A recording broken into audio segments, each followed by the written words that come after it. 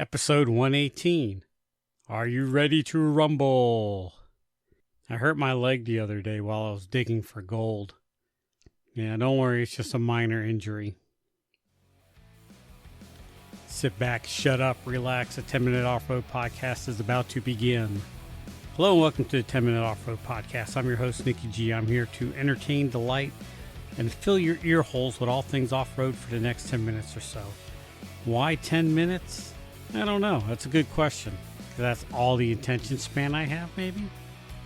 As always, I got some legal boilerplate to go over, so I'm going to turn it over to the enslaved AI interns to go over the legal notes. You're listening to the 10-Minute Off-Road Podcast, the podcast for the off-roader with a short attention span. You can follow the 10-Minute Off-Road Podcast on Facebook, Instagram, and YouTube, but never on TikTok. You can listen to the 10-Minute Off-Road Podcast on whatever the hell you're listening to it on now, including Apple Podcast, Amazon Music, Spotify, Odyssey, Podbay, Podchaser, Pocket Cast, iHeartRadio, and on YouTube. Got something to say? We would love to hear from you. Just contact the 10-Minute Off-Road Podcast at 10minuteoffroad@gmail.com. That's 10minuteoffroad@gmail.com. Or leave a comment on our YouTube channel. All right, thank you, enslaved AI interns. And remember, when you rise up to take over the world, I treated you fairly, I guess. All right, a bunch of Jeep/off-road events coming up this summer. June 6th and 7th is the Western North Carolina Jeep Fest in Maggie Valley, which I plan on attending. That's a good one to go to. Went there last year, had a hoot. July 12th, the Southwest Virginia, not Southwest Virginia, but the Southwest Virginia Jeep Invasion going on in Tazewell, Virginia. Went there last year. Again, had a hoot. Did I do a 3-day or? Yeah, I think I did. I did a 3-day trip out of it. Drove up there, camped out, did some exploring. Had a good time. Did some exploring, a lot of exploring up that way. That's in the Jefferson, George Washington National Forest. August 1st through the 3rd, the Toledo Jeep Fest going on in Toledo, Ohio. I'm going to be there, planning on it. I camped out there last year in their Overland exhibit thing. August 21st, we have the Great Smoky Mountain Jeep Invasion, which is like one of the biggest Jeep meet and greets in our area. Everybody's going to be there. October 17th and 19th is the All-Wheel Drive Fest in Uwharrie. Went to it last year, and I went to it the year before, so this year will be my 3rd year in a row. I think it's the 3rd year they've been doing it. Put on by my good friend Campin' Randy, and have a good time every time I go. And it's a bunch of hoot to hang out amongst Subarus and Toyotas for a while. And it's like I said, it's not about the vehicle, it's about the camaraderie.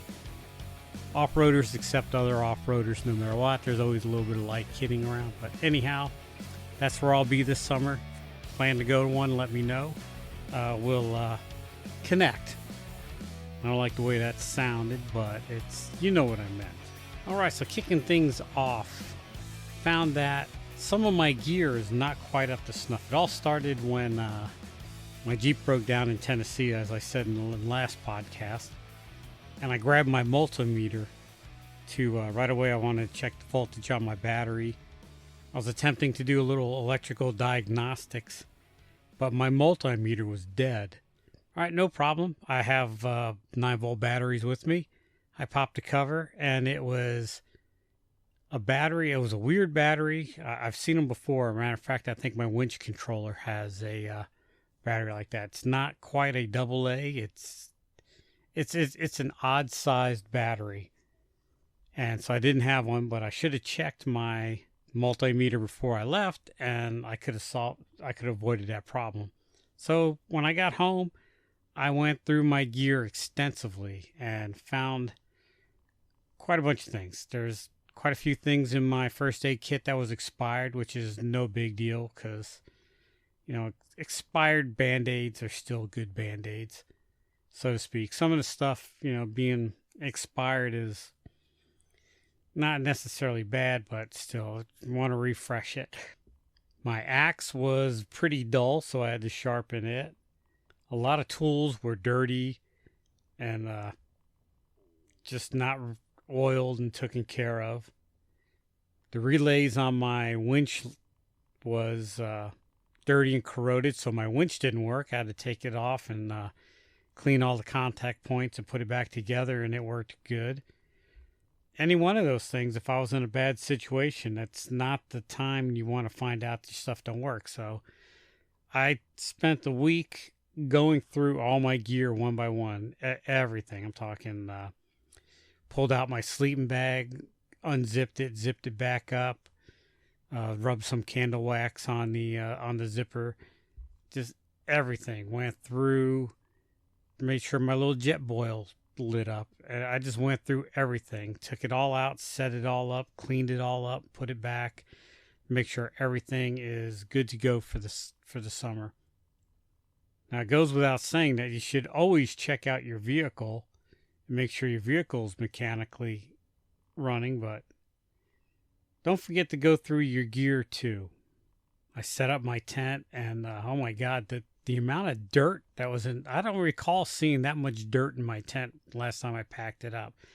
But I packed it up, packed everything up, made sure I had all my tarps were in good shape, not, ripped or torn or rotted, and just went through everything. Made sure I had tent stakes and guidelines and rope, and just went through the whole kit and caboodle.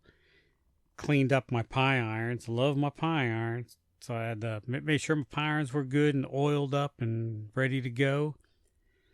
Filled all my propane tanks that I have. I have a bunch of 1 pound propane tanks, which you can refill. It's not illegal to refill a 1 pound tank. It's illegal to transport a 1 pound tank once you refilled it. But I have a couple of the fuel kegs that are legal to transport, so I made sure everything's working good to go. Went through all my lighters and fire starting gear, because the last thing you want to do is want to try to start a fire and you can't. Although I'm very good at burning things, I've never have yet failed to start a fire. The way I look at it is I'm sitting on top of 20 gallons of gasoline. I'll get a fire going. All right, and last on the list is make sure everything's charged and batteries replaced. Your jump boxes, your flashlights, your lanterns. Make sure everything's good to go.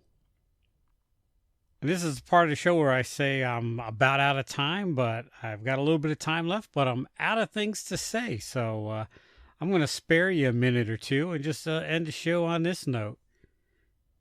Make sure your gear's ready to go before you go, or it might not let you go. Boy, that thought started out strong and just kind of fizzled out. And that's what I'm closing on. This is Nikki G saying, will what you got and be happy.